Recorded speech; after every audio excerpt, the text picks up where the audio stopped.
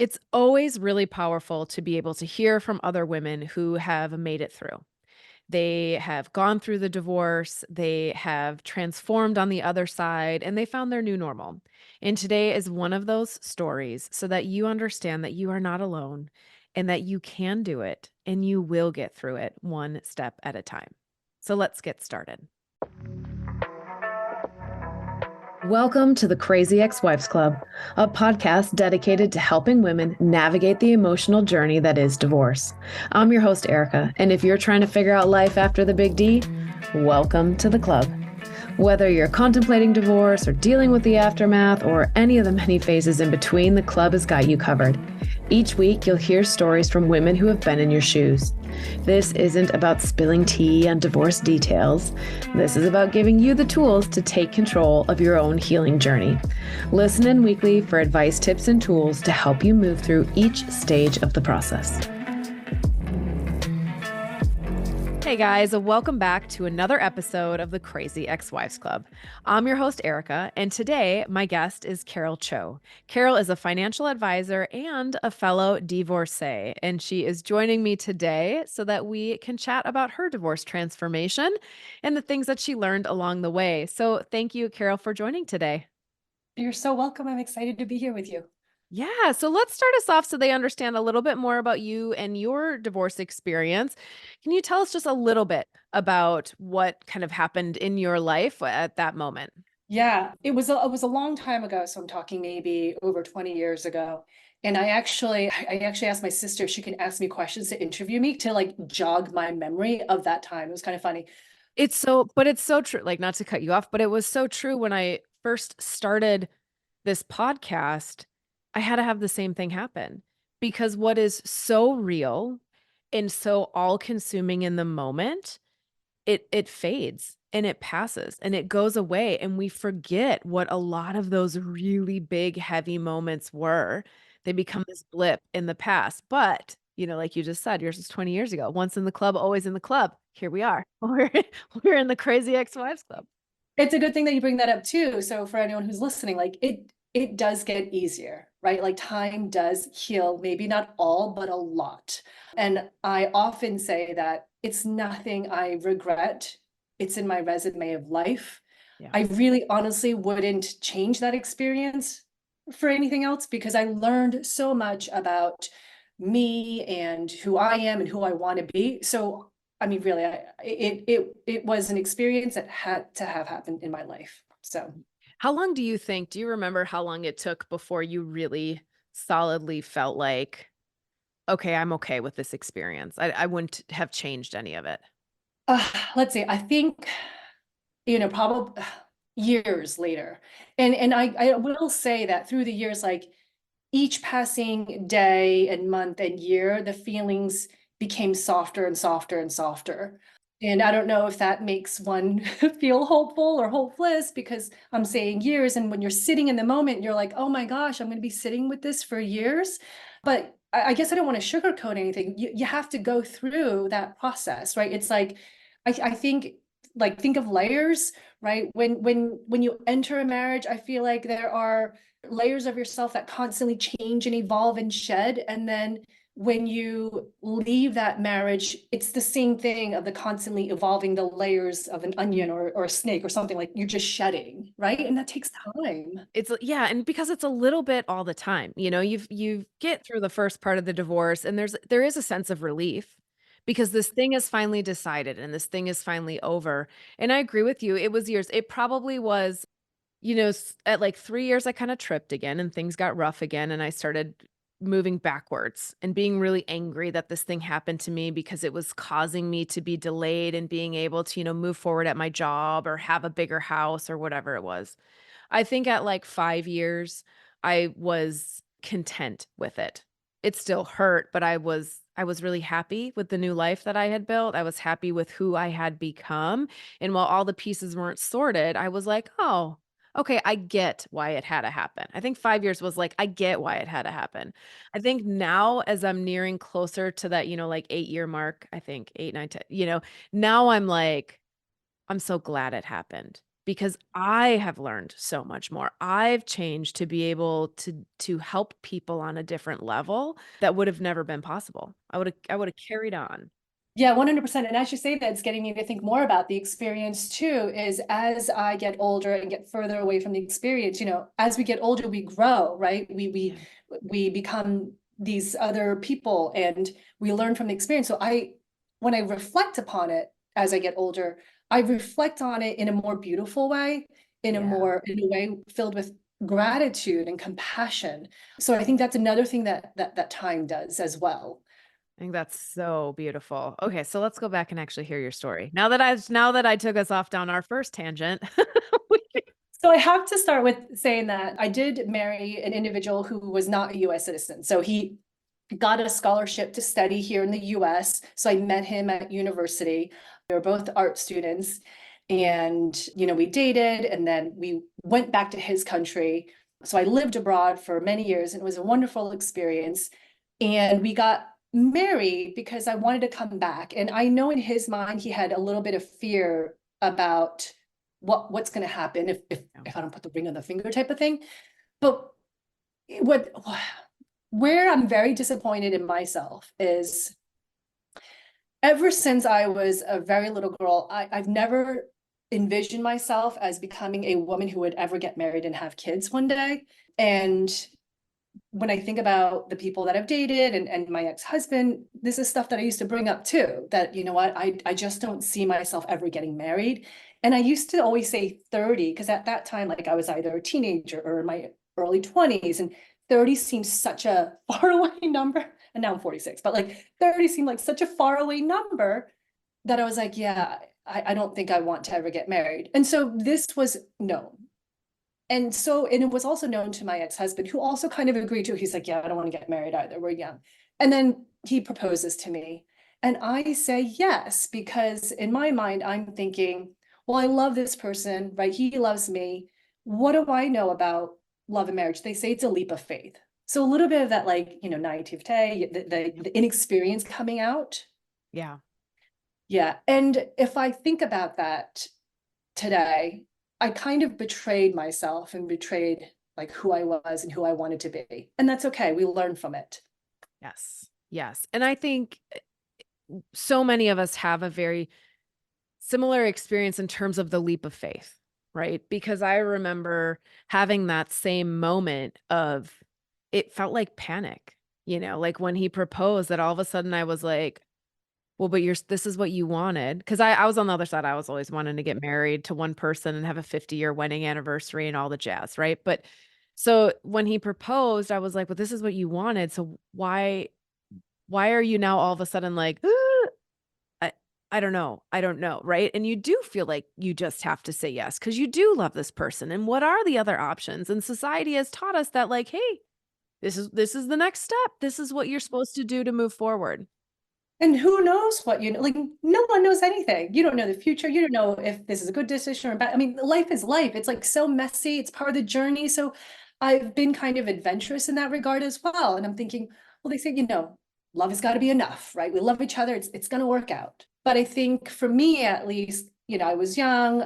That was the first layer that I was shedding from myself, that betrayal. And it kind of, and I don't want to say snowball, but it went from there. So now I'm a married woman in this relationship. And this is where I'm starting to take on, like what you said, those roles that society expects me to take. And that's when I really started to feel like, wow, I'm turning into a woman that I never thought I would become, or I don't want to become. And yeah, so just many years of that turned into a divorce. And there was a little bit of layer of complexity too that I also want to bring up, because it might be true for some of your listeners, is I am a person of abuse growing up.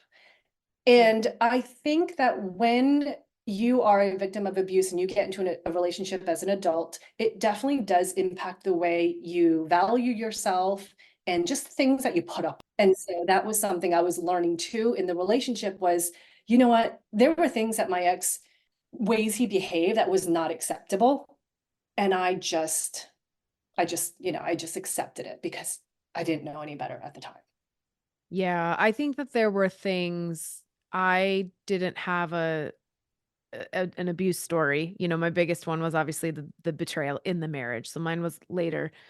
But I think too there were behaviors that I didn't like, but I was so afraid that if I really stood up for what I wanted and he left, and I'd be alone again. And so for me, this huge, like you finally weren't alone. You finally found somebody who, put the stamp on you that said, I want this forever. And so it alleviated a lot of fears that I had had when I was younger, how come nobody likes me or how come I'm not, people didn't ask me out before I got married. Like everyone's like, "What?" I'm like, "No, no." There were like 2 boyfriends for 3 months each before I met the man that I married. And so I was afraid to push too hard on things for fear that he'd leave, but what that created was an abandonment of myself, of my own values, of my own things that I wanted, because I kinda didn't doubt I could have both. Yeah, fear, that's so that's a good one to kind of talk about too and dig into because you just talked about your fear and where that was coming from. And I also had fear too because I was, scared of standing up for myself for the fear of what that repercussion would be in the form of some kind of like physical abuse, right? Yeah. So so if I think a lot of women who are thinking about it or are going through it and fear is one of those emotions.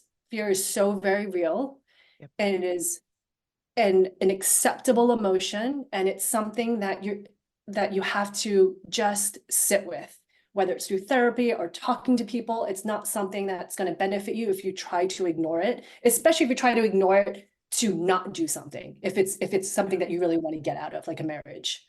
Well, and the reality is you're a magnet, okay?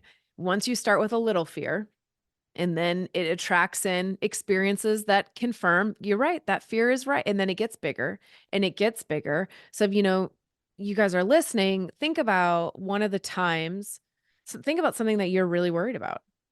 How many other things, now that you've thought about that one, just popped into your mind? Because one after another will line up. And so when I see people and they show up and they're like, but I'm so afraid. I'm like, yeah, this is the work. The work is that when that fear comes up, and now we're talking about the ones, if you are afraid for your physical safety, you need to take action.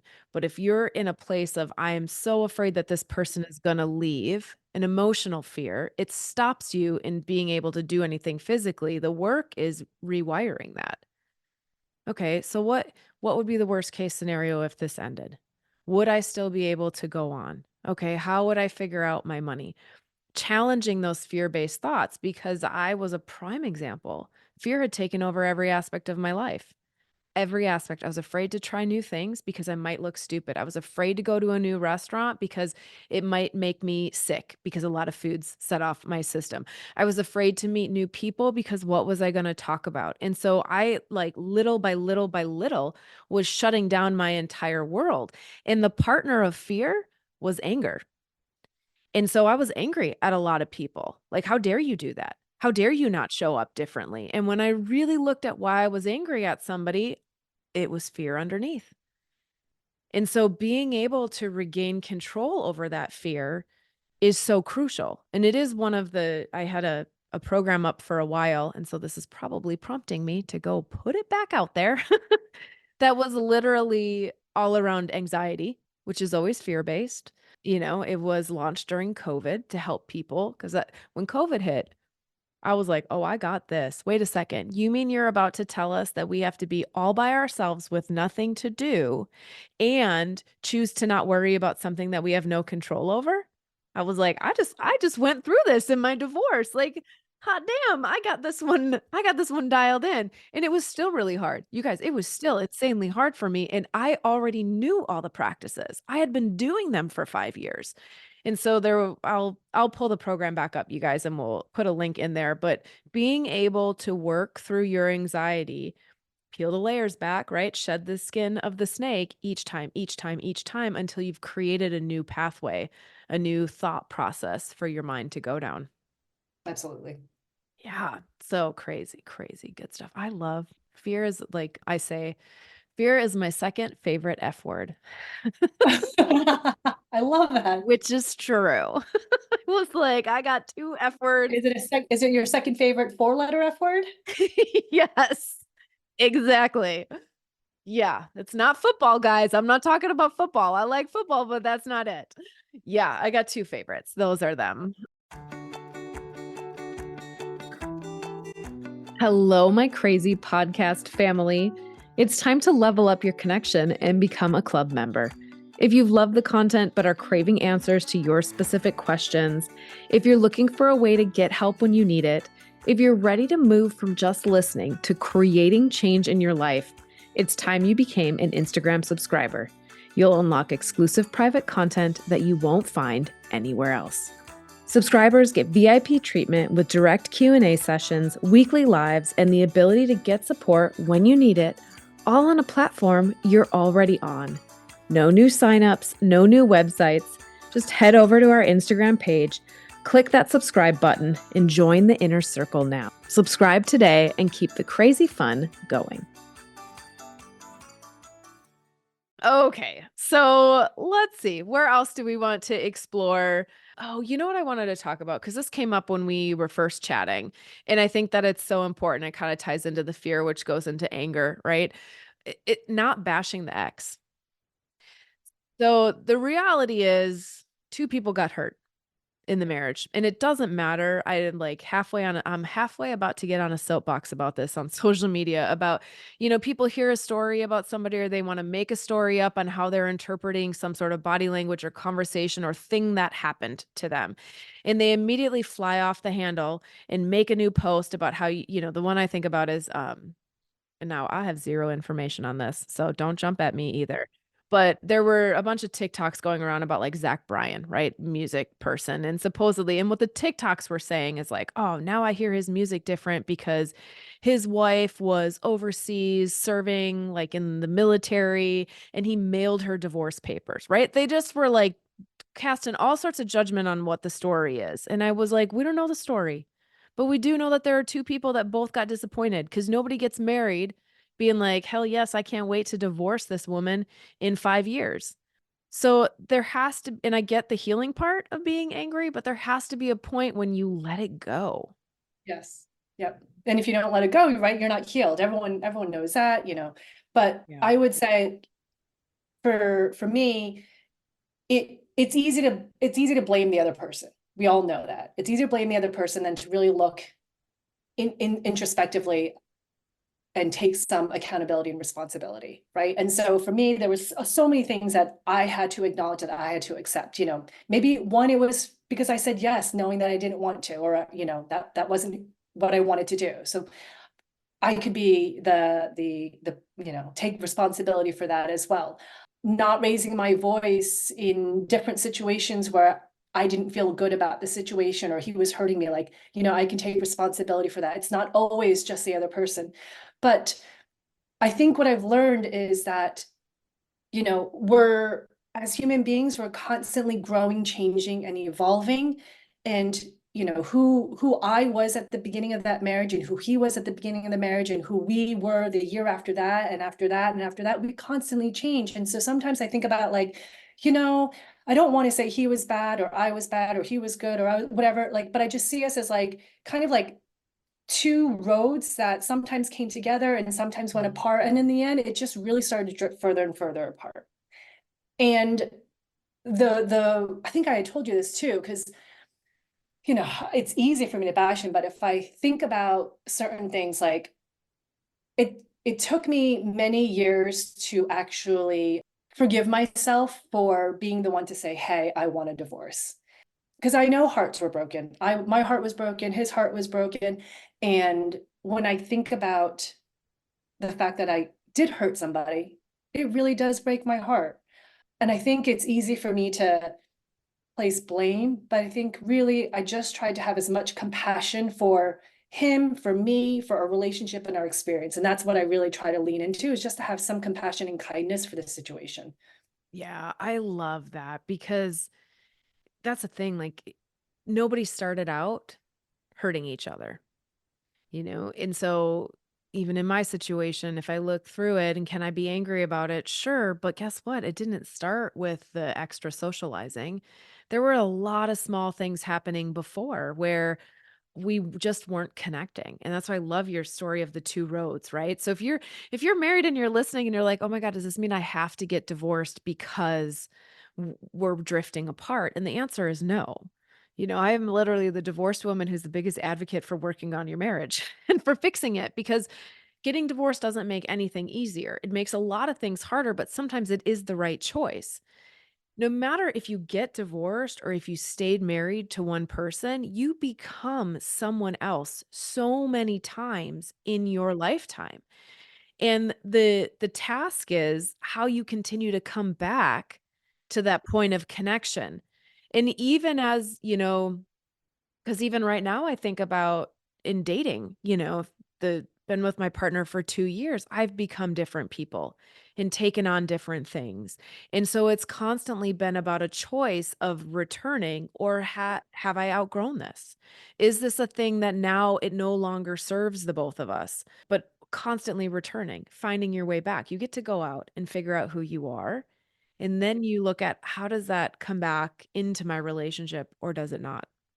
Yeah, and I'll say too, like the relationship that I'm in right now, he's also been divorced, and we've been together for 7.5 years. Maybe we'll get married, maybe we won't. It's not even a topic that we discuss. We're very happy together, and as you said, we work very hard so that if we're going like this, we make a choice to be like, okay, what do we need to do so that our roads come back together again?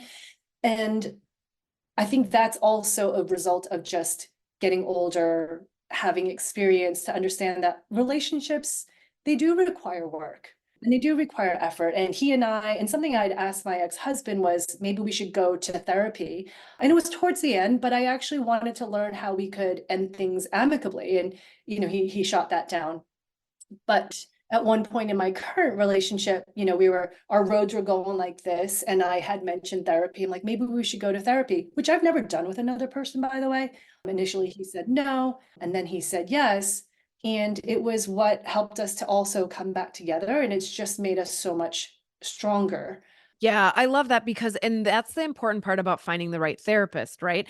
You're not as a couple, you're not going to therapy to just bitch about the stuff the other person has done. Your job is to learn how to better communicate. And what you're hoping is that this person across the room sees a dynamic that one of you is not aware of or helps you learn how to better communicate. There is a great relationship therapist near me and we started going to him, my ex and I, when we had found out there were problems. He was a referral from another coworker, and that coworker was like, "Yeah, we went like 4 times. We figured out the pattern that the therapist was trying to teach us. We're like, "Oh, is this what it is? Okay, great, we can do this." And then they left and they continue to do the work and they're still happily married. But there is a point where like, "Hey, just a couple. Can we just have a couple sessions to figure out how we're miscommunicating so that we can do the work and come back together?" Yeah, in our session, I think we went to that couples therapist for 2.5 months, and it was, again, learning how to communicate, but it was also learning how to listen in the right way too, and then learning words that you should use and shouldn't use, like the always and the never, very bad words to use that that doesn't help with the communication.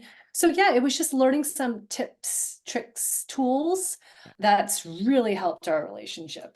Because you think about it, previously, when we all lived within a tight-knit community, right, where you probably had parents and grandparents and you saw people at different ages of a relationship, you saw how they were navigating, you had somebody who had been there already to ask questions to or to go to, and we don't really have that anymore. So why do we think that you're just supposed to automatically understand and know how to be in relationship with somebody when it's never something we're taught? I mean, what are your role Exactly. models? The movies on TV? Where you never see an argument, the profiles we follow on social media where you don't really see the other side of it. So your therapist, your group coaches, a lot of the polarity groups, right? Find somebody who you both value. That'd be my other thing. Do not force the hand because they will not participate. Right. It's gotta be something like you said, your ex-husband was like, "No," your current partner was like, "Okay, I will try it." And so finding somebody you're both comfortable with, finding something that you're both open to. Maybe they don't want a therapist. Are they willing to read a book and talk to you about the book? Like, what are they willing to do to find their way back? Yep. Yeah, I love that. I love that. I always talk about the opposite of hate is not love. We always want, right? You see all the things up. It would be apathy. Yeah. Yeah, it just be acceptance. I have 0 feelings for you either way. That is the opposite of hate because hate is so strong because you are hurting and you really want to have a loving experience. But when you no longer hate somebody, you just don't care what they do either way. You're like, oh, that's just them. That's cool. It's not an issue. It's not a thing in my life. You don't have to love them when you stop hating them. You just are like, yeah, they're having a human experience on their side and I'm going to stay over here. I love that. So one of the other things that I loved, and I'm pretty sure you brought up because I have it on our notes here, right? The divorce registry. Oh, yes. And I was like, this is brilliant. You need to trademark this. You need to go to all the places. In fact, we're going to have that done before I let this episode air so that, by the time it airs, Maybe we can create some kind of like flyer or a how-to guide. But I think so when I remember the day that my ex-husband and I had our last fight of fights, and I left our apartment, and I took my stuff and I went to my best friend's house, a couple of my best friend, husband and wife, and I was starting all over from scratch, like, just starting from $0, starting from the clothes in my suitcase, just completely starting over, was gonna have to find a new place to live, get everything new again, and when I think about it today, I'm like, wow, you know what I really could have used was like a divorce party and a divorce registry. As women, our society and our culture celebrates all the positive moments in a woman's life, sweet 16. Right? Let's start with like even like if you grow up like Catholic Christian, like you get your confirmation, right? And then it's like the sweet 16, and then it's your engagement party, bridal shower, housewarming, first baby, second baby, all the wonderful moments which should be celebrated. But I think that those harder moments should also be acknowledged as well, where people can band around, you know, passing around the hat for money, collecting money, furniture, whatever, all that stuff, clothes, just to help an individual get back on their feet. And I don't think that is part of our culture or society. We don't celebrate that. right, because it's really in the hard moments is when we need to lean on people for support. We love to celebrate the great moments, all those milestones that, you know, are all the registries you can go see, right? Go to any site, right? What do you got? A bridal registry, a baby registry, right? A new house registry. But when you get divorced, and mine was we went from 2 salaries to 1, and I had a great salary, so it's not like I was struggling, but it's like rebuying all that stuff, right? Or like having to explain to my child why we now live in a townhouse and all of his friends who are still married live in these ginormous houses. And by ginormous, I mean like 2 to 3,000 square feet, but that's, you know, we're in a 1,000 square foot townhouse right now by choice because it was just for 2 of us. And so all of those pieces add up. And so when you talked about like, "Oh my god, I needed a divorce registry," I was like, "Yes."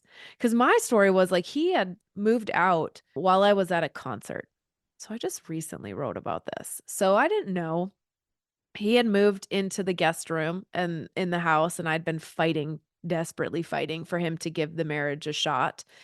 And he's, "I don't know, I don't know, I don't know." And I'm like, why don't you even wanna try? Anyways, X number of months later, I finally went out with a friend. She and I went to go see a concert. It was sunny out. It felt great. I came home finally feeling, like, happy. Like, I was like, "Okay, this can actually we're gonna be okay." And I walked in, and while I was at the concert, he had packed up the whole house, like, all of his stuff, and it was gone. And so I walked in, and he's just like, I'm leaving. I've rented a place. I've already moved everything out, and I had no idea. And so now I'm sitting alone in this house with nothing there. And a couple months later, because we obviously still had our son, and so he'd pick him up and drop him off. And it was like 4th of July weekend or so. He was at the house for a bonfire. Like we were hanging out because we were still trying to figure out what was happening. And we had this big conversation. And I was like, "You didn't even take anything. Like, how did you why did you do that? Why did you just all of a sudden up and leave?" And he said, "I couldn't take anything because it hurt too much. Like the kitchen, like I can't take any of the glasses because it reminds me of this." I can't do it. So he chose to go buy all new stuff. And at first I was like, "Okay, that's great." My like money mindset person was like, "Sweet, I don't have to buy anything. I got to keep everything." Right? And then I got to the point where I was like, "But now I'm stuck with all the old stuff. You got all new stuff. You got to start over." Like, I still use our wedding plates because I like them. I picked them out. I mean, let's be real. Who built the registry? This one did. So I like them. They're beautiful white crate and barrel plates. But at the same time, would it have been nice to treat myself to something new for a new chapter to be able to move through it? Absolutely, and I'm sure there's a lot of women out there that would love just the option to start fresh and start over, and maybe they're not in a position to. So anyone who's listening, if you know of a woman that's, like, thinking about getting divorced or is getting divorced, think about throwing that wonderful girlfriend a divorce party. Yeah, and not the divorce parties. I've talked about this, not the ones that trash the ex. We've already chatted about that today. It's not about hate. It's not about blame. It's like a grieving party. Like, come together and Grieve and then help yourself or your girlfriend, your friend, help that person, like, catapult them into the new direction of their life. I mean, that's what these major moments are when we talk about marriage, new home, new kid. It's catapulting them into this new phase of their life. Divorce is also one of those new phases of life where someone could really use the support of friends, family, and community to get them through it. yeah, and I think in the moment, I would have never known what to do. But sitting here now, what I would say is if you are a friend or if you are the one going through it, if I had to throw myself a divorce grieving party, I'd want my people to come together. I would want us to share some of our favorite stories of the good memories, right? Of when it was like you really it was okay and it was good. And then I'd want help packing the stuff up and not throwing it out because that was a mistake I made, pack it up. It is worth the money to rent the storage unit and come back to it when you're in a better headspace. When you're not angry and hurting, then go through the stuff. But if they can help you pack everything up, box it up, put it away for a bit, and then create this ritual of new, like these gifts that they have, and they don't have to be big. They can be small, right? It could be a new cup to enjoy your coffee out of every single morning. It could be a new lipstick color to feel fantastic when you're out, right? These things that celebrate who you are becoming. A journal to help you move through it. Somebody's favorite song that they play over and over again to get them in a better mood, right? Those pieces. Well, we're gonna have to put that in a kit. We're gonna have to make a kit. Okay, Oh, the makings of a really awesome kit here. right? Yeah. Uh-huh. Yeah, this is the new instead of the bachelorette party kits, this is the new kit, you guys. We're gonna give you a divorce grieving kit. And that's the thing too. I think it's really powerful if women can consider doing this for themselves too, because I think if I think about my experience, I spent so much time in that marriage and after that marriage, not putting myself first and not voicing the things that I want or that I needed. Having a divorce party and asking for it is like you're using your voice for the maybe a second time because the first time was I want the divorce, right? But for the second time to be like, hey, this is what I need and this is what I want, and I am saying it out loud. I think that would be really empowering too for more people to do. Right? Because all we want is to be seen, to be heard, and to be felt, right? And so hold some space for that. Oh, that sounds like a great choice. I mean, I kinda wanna have one now anyways, even though I'm, like, well past it. I was like, "I want that party." Like, dang, that sounds like a great party. I look forward to seeing all of the registries, add a divorce registry to your list. Thank you, you're welcome. We'll give you that one for free, but just get that little line item added on there. Exactly. For like Macy's or Bed Bath or Creating About, they're gonna have like an uptick of like these random divorce or registries that say like divorce. Divorce registry. I like it. I think we've just changed the world. Here we go. We could create another market, by the way, right? Right? But it's the thing is that 50% of people are getting divorced, then why is it still such the black sheep? Why does it still equate to failure on those two people when really isn't it a failure of our culture to not help us learn how to stay better in relationship? How do we communicate better? How do we stand up for ourselves? How do we not lose ourselves in codependency? We need help on that, and if we had help on that, I think the other pieces would change. People just get lost. They get lost. So hopefully, as you guys are listening along, you are finding your way back because that is the point of the Crazy Ex-Wives Club podcast because we don't want you to be stuck in the crazy. We don't want you to be lost, feeling like you're losing your ish every day. You get to come to the other side and you get to be there. So thank you, Carol, for joining us today. Now, as I mentioned when we started, Carol is a financial advisor. So she does have a little offer for you ladies that I want to give her some time to share so that if you are looking for help in regards to finance, she might be your support person. Thank you. Yes, I offer a 45-minute Ask Me Anything session, and that's what it is. It's 45 minutes of my time for anyone to ask me their top of mind burning question. And it's very collaborative. You know, I'm not giving any kind of financial advice.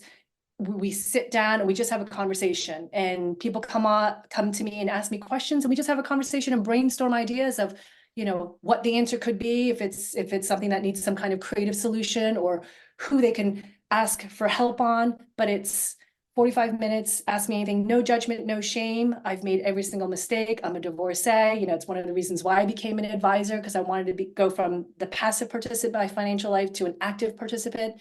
And so this is my gift to you and your To the community. women out there.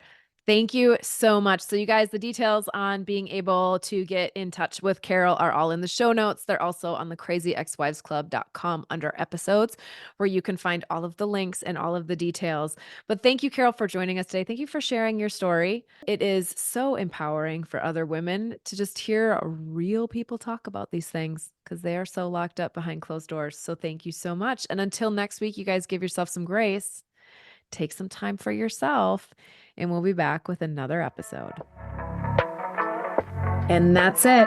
Another great episode of the Crazy Ex-Wives Club, a podcast for women learning how to heal from their divorce. Tune in next week for more advice and tips to help you figure out life after divorce. And until then, give yourself grace, do the best you can, and know that this is all part of the process.